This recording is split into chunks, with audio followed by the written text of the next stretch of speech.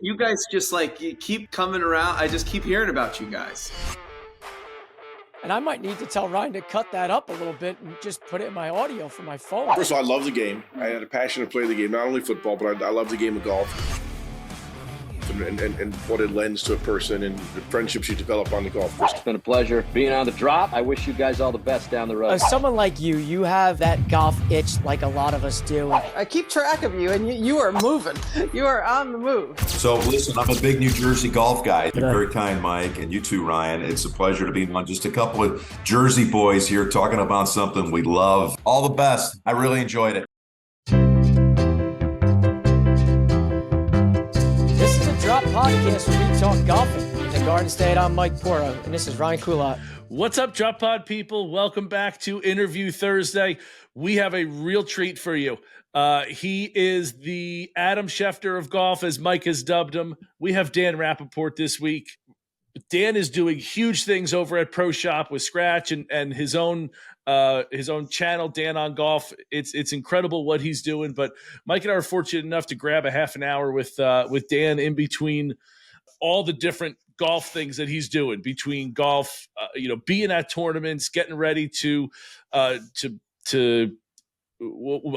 the word I'm looking for? Broadcast the Creator Classic, which came out yesterday. I mean, he's the guy's juggling so many different things, and to grab some time with him was just incredible. So it was great to have him on again. Yeah, I mean, listen, in our space, he's the jack of all trades. You know, we talk about writer, insider, content creator. He's got his own show now. The dude is just everywhere. And what better spot to get him on than the Drop Podcast? So listen, I know the audience is going to love this interview. No doubt. So without further ado, here's our interview with Dan Rapaport. Enjoy.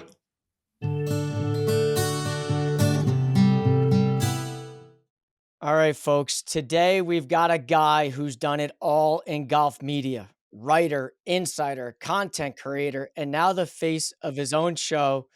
From breaking news to breaking molds, he's building something special. Dan Rapaport is back on the Drop Podcast. Dan, thank you so much for coming on today's show. Absolutely. You guys are, I really respect the hustle, the grind. You guys are crushing it. I keep on seeing you guys growing. So it's good to be here. It's good to have you. Listen, I feel like we've kind of gone through the realm of people over there at Pro Shop, meeting Rob and realizing he's a New Jersey guy and a golf freak like us, to then randomly coming across Chad, and it's been like one after another. So I guess for us, it's kind of checking boxes with all you big time people that we look up to. Yeah, it's a good team. It's been fun. It's very different from the places I've been before, where it was an established. I started my career at Sports Illustrated, which has been around for I don't know how long, since probably like the 50s, maybe even before that. Golf Digest, sort of a similar deal. Barstool, obviously a new media company, but a behemoth when I joined, and Foreplay was already really humming, and they were a big time powerhouse before I ever walked in the door. This is different. This is we're building something, starting from scratch. No pun intended, given the Skratch property that we have. But yeah, it's a different energy. There's new stuff to work through every day. It's always changing. New people coming through the door all the time. So it's been invigorating. It's been challenging. It's been difficult. It's been new. But also really exciting and really energizing. So yeah, I'm really excited about what we're building this year. Is there something you like better about starting from, again, no pun intended, from scratch, like starting from the bottom, or compared that to, again, all the places you've been to are super well established? Is there something like, which one do you like better? It's different. I think at this point in my career, I wanted to build something that was mine. I don't want to take anything away from I had a really amazing couple years at Barstool, but you're always kind of thinking in the back of your head, could I do this on my own? Are the views and the followers, is it because of Barstool or is it because of Dan? And I just felt it was like the next step. It was the next step to try to craft something, that I wanted to do. So, I've had a dream of having a golf show for a while, kind of a variety show. That's what we're doing. And then also, this is not really a matter of starting from scratch but just the access that I have now is amazing. Being able to shoot stuff on site with players, having access to the PGA Tour archive, broadcast, highlights, just kind of having the tour be invested in our success is it's very different. So I like it. It's I'll say it's harder. There's lower lows, but there's higher highs.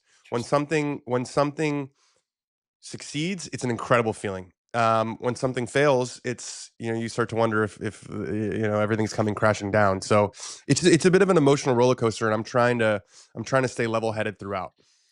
I actually had a question about that. The access that you have now to the PGA Tour with all the archives and the joint venture that Pro Shop and PGA Tour have gone through, that opens up such a realm for you. Like, how have you dove into that? Have you even tried? Do you have thoughts of something but just haven't gotten there yet? Like, what's that? Because we're talking 50 plus, like, since cameras were invented, you have Yeah. archival footage. So what's that like as far as what you're trying to do? Yeah, I mean, the archival footage is one part of it. I mean, for me, it's more being able to shoot stuff on site is just massive. So, I was actually going to less and less events when I was at Barstool because we couldn't really film stuff on site. And so, it was good to be there and sort of show face. But if you can't film stuff with players, what was the point of spending all the money and going? Now I could travel every week and get really good stuff. I go to tournaments Tuesday, Wednesday, can film stuff all day. Sort of, we do these vlogs, we do these one hole with videos. We can film like rapid fire interviews there, and just kind of have I have a guy who walks with me. His name is Johnny, who shoots everything and edits everything, and basically as the camera's rolling all day, and we decide what we think is going to be compelling. I would never have done Dan on Golf, as a visual sort of live show without the rights to the broadcast and to the highlights. I think it adds a total different element to our show. Whereas, before, when you're doing a podcast, it's an audio thing. There's nothing really to show, right? I mean, people like to see their guys and see the look on your face when you're making a joke or whatever it is, but it wasn't like a must-watch thing because there's just not really that much to show. So, when Chad and I were talking about what we were going to do for a podcast, you know, we decided that we should make use of these rights in a really unique way, which was to make sort of like a sports center that's just for golf. And so I would never have done a live show in a studio without those rights.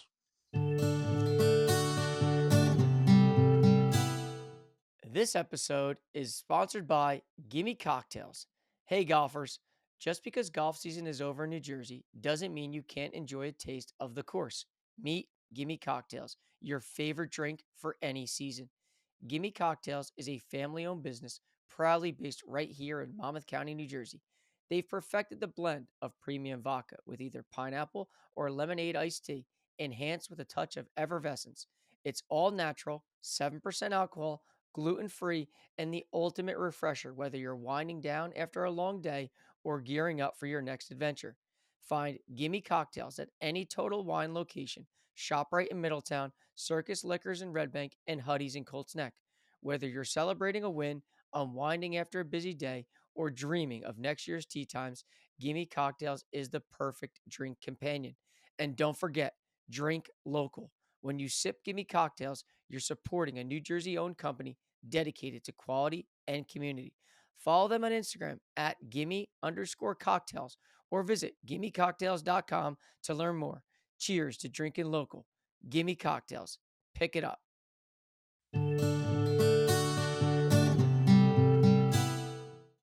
Listen, I love the show.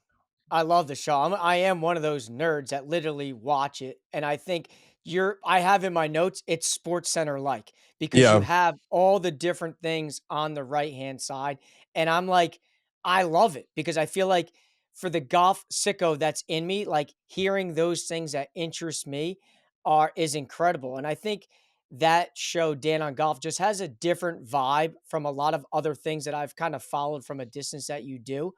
What's that been like starting it up? I remember reading about the teasing, it's coming out, be ready, and then getting to see it in production live. What's all that been like? It's a tremendous amount of work. I have so much respect for uh, anyone who does live television, especially these guys like, Coward and who are on for 3 hours every single day. It's a beast, man. It's a beast. We sort of did it with a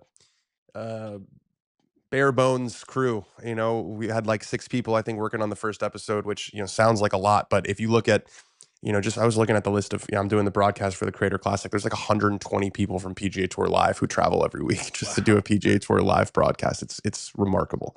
So we were, yeah, it's a ton of work. It's all week. It's deciding, what segments do we want to do? What guests can we get in? Do we have the technical capabilities to do this? What do we want the graphics to look like?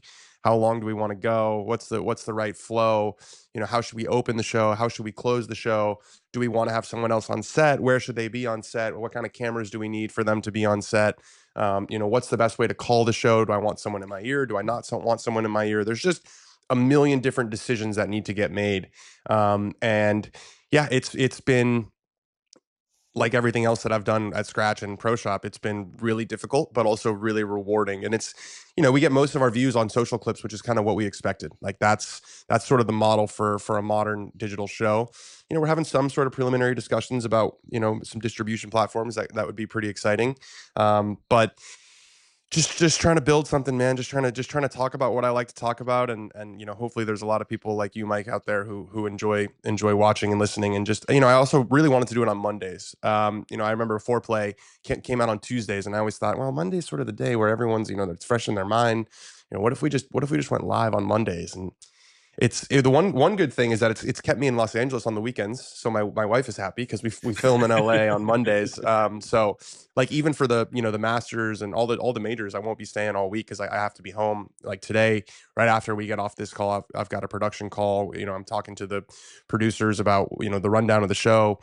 Got to talk to video editors about what highlights I want cut, and then once the tournament actually finishes, that's obviously going to inform a lot about what we talk about. So a lot of pivoting gets done on Sunday night. So it's Fridays are my off day, which is nice, but the weekends are really busy. And I've just got my head down and until October, whatever it is, and this golf season sort of slows down, it's full steam ahead.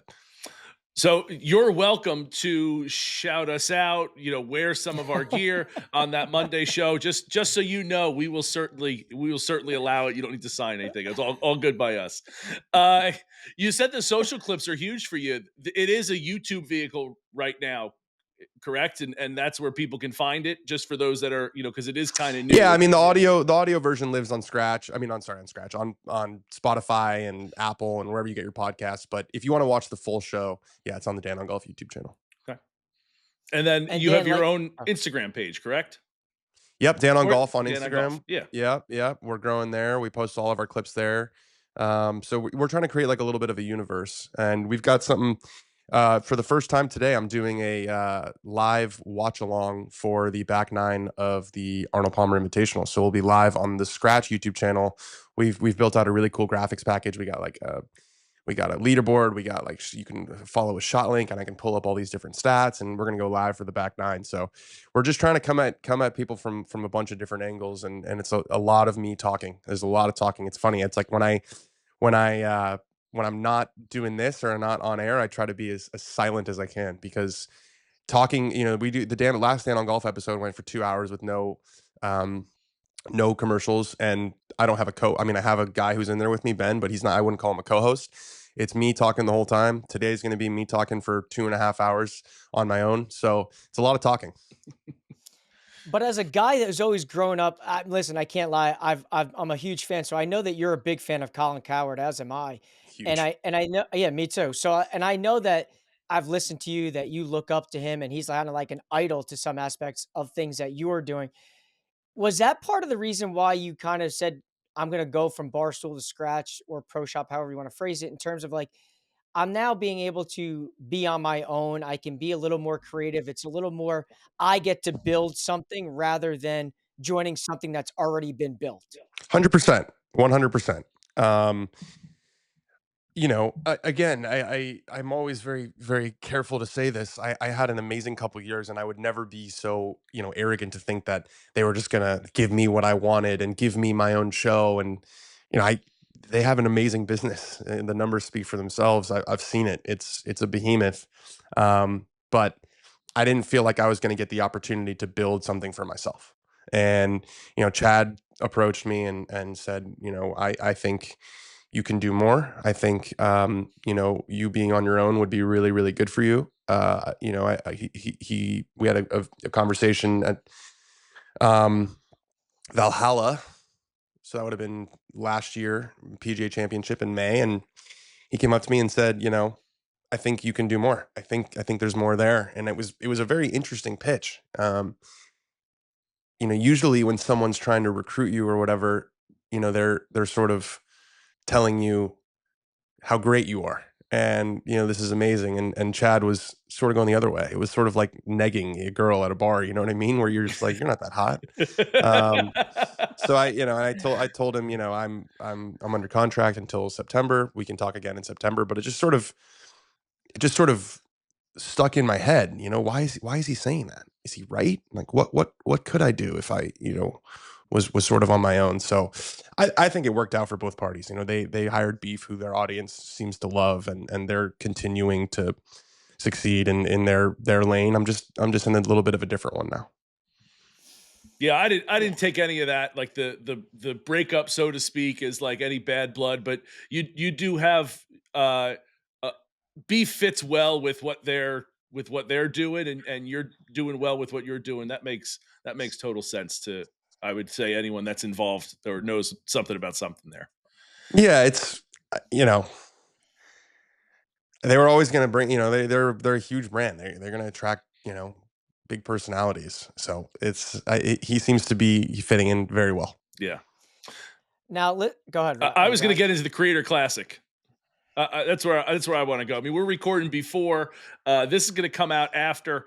But what are some things that you're like? What do you got? Something that you're looking forward to? How's the prep been for that? Like, what's the lead up like that you've been doing here in these past couple weeks, and as we're a few days out? Yeah, just trying to familiarize myself as much as possible with everyone in the field. I think, you know, the first one was a real success, but I will say it was a little bit too PGA Tour-y. You know, we sort of, it felt very much like a broadcast, which is good. It was great. You know, it was sort of the first one. There was a bit of a surreal factor of seeing all these YouTubers playing with the, you know, the PGA Tour graphics and all that stuff, but it was a little too formal, a little too buttoned up. So I think we're going to try to, you know, what these people do best is not shoot scores, it's entertain. And so I think we want to give them the microphone a little bit more and let them do what they do best. You know, I think you'll see a lot more interviews. I think the whole thing will feel just a little bit more casual, kind of like a YouTube video should feel. So yeah, just trying to learn about everybody. You're trying to find little inside jokes, learn what their fans like, what their audience likes. And yeah, I'm really excited. It's different because, you know, Eastlake is not an easy golf course, but it's also not a golf course where you're going to lose a bunch of balls, and there's not a lot of penalty strokes out there. You know, you could sort of, they were playing the back nine. There's like the 12th hole you could hit out of bounds, but besides that, you know, you do well to lose a ball. Very different at Sawgrass. Very, very different at Sawgrass. There's water everywhere. Back nine. Yeah, back nine there. Yeah, there's water everywhere. There's double bogeys lurking everywhere. So I think we're going to see some fireworks. I think you're going to see some implosions. I think you're going to see some really good golf. And it's cool that we're doing 3 of them this year. It's also huge for us that YouTube's coming on as the main sponsor. Couldn't have asked for a better sponsor. So and awesome that the tour is letting us do this. This is their biggest tournament that they own and operate, and you know, 12 hours before the first tee shot, we're going to have Fat Perez up there hitting golf balls. So it's still surreal that we get to do it. The one at Eastlake was awesome. I think this one, just with how iconic Sawgrass is, the visuals, it's going to be an awesome time. Are you going to be out walking around, or are you going to be more stationary? I'm going to be out walking around. So we've got Shane Bacon and Doug Smith will be in the PGA Tour studios, which are actually like only 200 yards, I think, from the 17th green, or from the 17th tee. If you just like keep walking back past the merch tent, that's where the new PGA Tour studios are. So they'll be close by, but they'll be indoors. And then myself and Paige Sporanic are going to be out there doing sort of the on-course but I again, I don't want it to be like whispering like he's got a 7-iron here to a back right pin. You know, I want it to feel a little bit more fun, a little bit more casual. So I think that's the mandate from above, and that's what we're going to try to deliver. I love that, because the first one, which again I loved, but it did feel very buttoned up for a group there that's not particularly buttoned up. You know, the YouTube golfers are not, you know, they're not PGA pros, so it should feel different. Yeah, and I think it was the first one. I think we wanted to err on the side of caution, right? Like we didn't want it to go off the rails, and also we were working with the tour. The tour didn't really know what to expect, so I think everyone was sort of walking on eggshells a little bit, which is not to say that it wasn't a success, because it was a big success, but I think we can make it even better. I mean, 2.7 million people I saw watch the first one, and I can only imagine what's going to happen on this next one. Is there some part of you though, like, listen, I know you can golf your golf ball, and I know you tried to get in it that last year. Like, is there do you want to play? No desire to play. No, None at all. why? I Really? don't. No, none at all. I was telling somebody today, I don't miss that part of my job at all. At all. I don't miss playing golf on camera. I'm not crazy entertaining as a golfer. My game is, solid. I'm not going to win, but I'm not going to embarrass myself. I'm way better at talking than I am at playing golf. I just don't miss it. And now when I play golf, when I was playing at Barstool, you're not a pro golfer, but you sort of feel a little bit like a pro golfer because you're playing on camera and people are going to talk about your scores. And, I would go and practice, and, if I was hitting it bad, it would get me really upset. And now I just have fun when I go out there. So no, not 0% of me wishes I was playing, to be honest with you. Wow, that's interesting. Yeah. I didn't know if the competitive side was gonna be like, you know what? Listen, I know I could go out there and dabble a little bit. I just finishing like 4th out of whatever, like, doesn't really, I played in the Myrtle Beach queue, and I beat a lot of people, and I lost to a lot of people. And so it was like, I am competitive. I'm very competitive, but I'm competitive in the things that I know I'm really good at. Right. And I know that which is golf. I mean, you're really good at golf. Well, No I'm offense. saying talking about golf and covering golf. Like I'd be much more upset if they wanted me to play and not do the broadcast, because I'm a broadcaster. I'm a whatever you want to call it, journalist. I don't view myself as a golfer or a YouTuber. And I think that's actually an important line. And I think that was one of the things that Chad and I talked about was, you're not a YouTuber. You're still going to put content on YouTube, and you're still going to, come at people from all these different angles on social media, but you are not a YouTuber. You are a journalist who covers golf. So I think I've sort of leaned into that lane more since leaving Barstool and going to Skratch.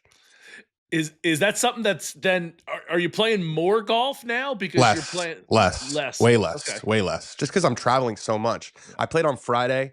I played 2 Fridays before. I'm playing like twice a month. So it's also really, really hard to be consistent and get dialed, because whenever there's golf going on, I want to be watching it. I want to be, here in my home studio and be able to, cook up tweet graphics or cook up videos or, get stuff ready for the show. And then when I'm not traveling and not doing that, I have a wife, and I have, dogs who I like to hang out with, and I have friends who I want to see. So I play golf, probably once a week if I'm home, but I'm almost never home. So no, playing less. So I do, obviously you got a lot of connections on the inside there. And I think for us on the outside, we love watching, we like seeing these little interactions, whether it's 1 minute, 2 minute clips. Obviously, having developed so many relationships with players over the years, who's been the most interesting golfer you've gotten to know? I think Keegan is Fitz. No, not Matty Fitz. I'd say Keegan is a really interesting cat. Really, really interesting cat. He's so cool and he's so nice, but he's also crazy. He gets so intense.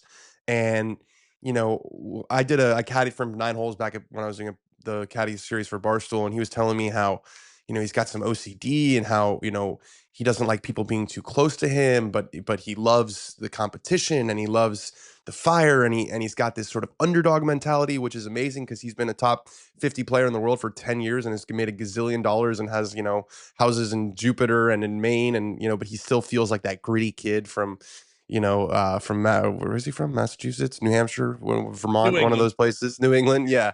St. John. So he's got that chip on his shoulder. And, I think after he didn't make the Ryder Cup team the last cycle, he felt like such an outsider, like he was never going to get in, and then boom, he's made the captain. It's just a it's straight out of a Shakespeare story. It's so dramatic, and I I'm a little concerned about his like mental health, because he's how intense he is with this going on. And he's still playing at like a really, really high level. So I would say Keegan is probably my most the guy who interests me the most these days. How much of the him being selected to be Ryder Cup captain do you think was pressure on him not getting selected the last time around? Yeah, I asked him that in the press conference when he was announced as the captain. I said, do you feel like Netflix was the reason that you got made captain? And he said, I would hope not. I don't think so. I think it was. At least Yeah. a little part, right? Like, I mean, it might not have been the whole thing, but they looked at how much they botched that situation and just, okay. yeah, I mean, I don't even know if it's how much they botched the situation or more like just how much this guy cares. And, I think going into what will be the biggest Ryder Cup probably ever, just New York, you guys know your neck of the woods, it's the media attention is going to be out of control. It's Bethpage. It's an iconic American public golf course. It's the Long Island fans. I think they wanted someone who was going to match that energy to some degree.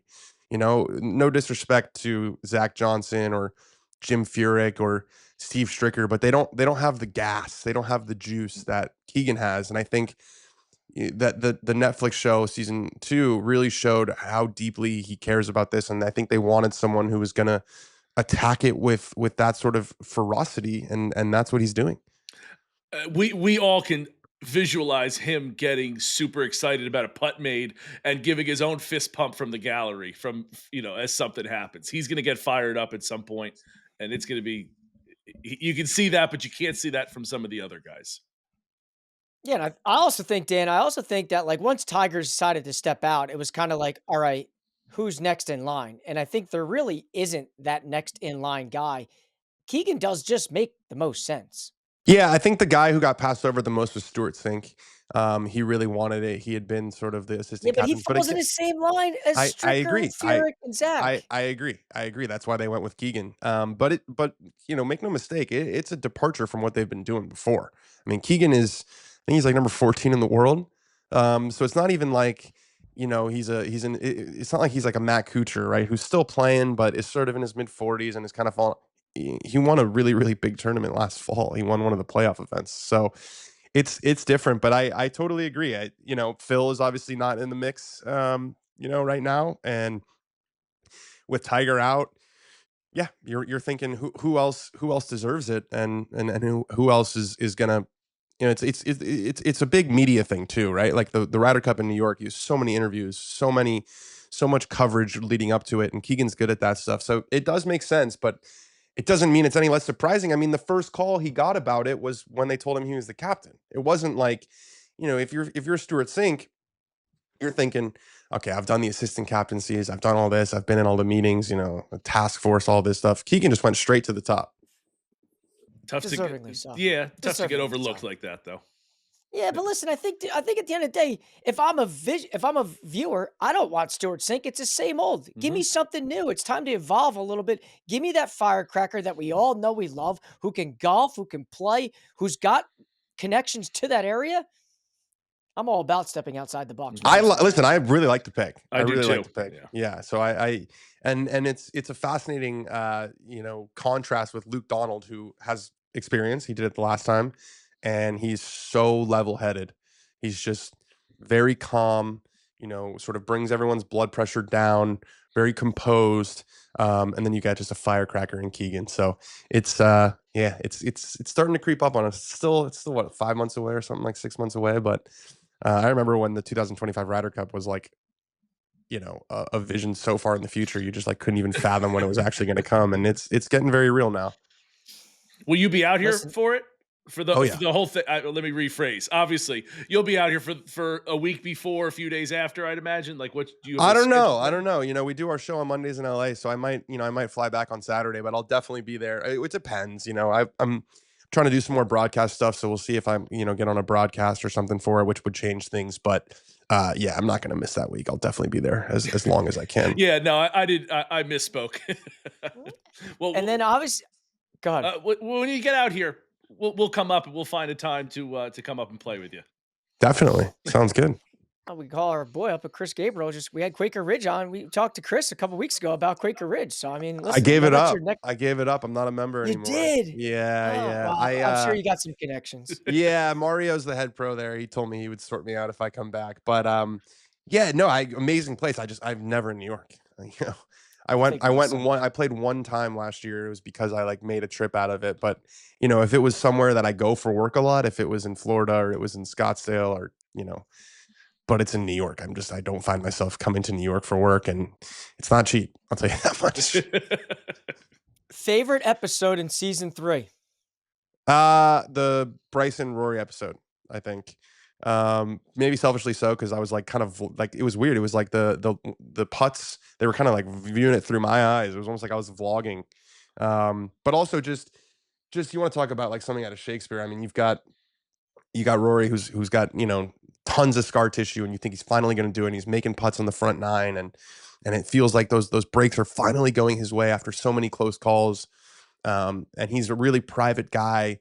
And then you got Bryson, who does everything in public, and you know has already won a U.S. Open, and you know doesn't have the scar tissue that Rory has, and they're trading shots. They weren't playing together, but because of the way the course is laid out, you know, the tees are right next to the greens, and Rory's, you know, kind of waiting to putt so that Bryson can hit, and Bryson's waiting to hit so that Rory can hit, and they were just playing this game of cat and mouse all day, and that was the best major I've been to since Tiger won the Masters in 2019. It was just the energy on site that day was something else, and Rory had so much support, and Bryson had so much support, and then the way obviously Rory loses it, and then Rory speeds out of the parking lot without doing any media, whereas Bryson stays until deep into the night so everyone can touch the trophy. It was just this contrast of emotions that, you know, you really only get in sports. It was an electric day.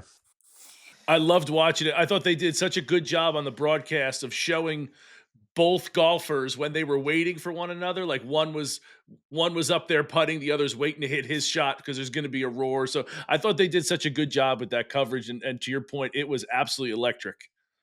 Yeah, it was the best. Like I said, it was the best major since 2019. It was amazing. It was, you know, you had the Live PGA Tour undercurrent going with it. It was Bryson has emerged in the last couple of years as a really important figure in the game, and he had just had that close call at Valhalla the month before, and I think everyone was sort of warming up to the idea of Bryson, and then, you know, winning that catapulted him into a totally different level where he was making YouTube videos with the president, you know, like a month later. So yeah, a hugely fateful day. And it's crazy how small the margins are in this sport. Like if Rory's putts go in, you know, Bryson's YouTube channel doesn't have as many subscribers. Rory's, you know, got 5 majors and has all the confidence again, but they didn't go in, and it changes everything. Yeah, I think your reaction when he missed that putt on 17. 16. 16. What no one will remember crazy. is that he had an awesome up and down on 17 from a back bunker to a short-sided pin. Yes. And no one will ever remember that. He made like an 8-footer for par because of the putts that he missed. I mean, it's sandwiched by, but it was an unbelievable up and down in the circumstances. And 18, he hit a really good pitch to get to where he was. It just rolled out a little bit too far, but you know, he hit a lot of. It's not like he violently collapsed like Van de Velde, where he couldn't keep the ball on the planet. It was just he just couldn't make a putt. Yeah. And for as many as he made, it was crazy. Listen, I know you got to get going. I got one final question on my end before you get going. Who wins the Players this week? I'm gonna say Ludwig.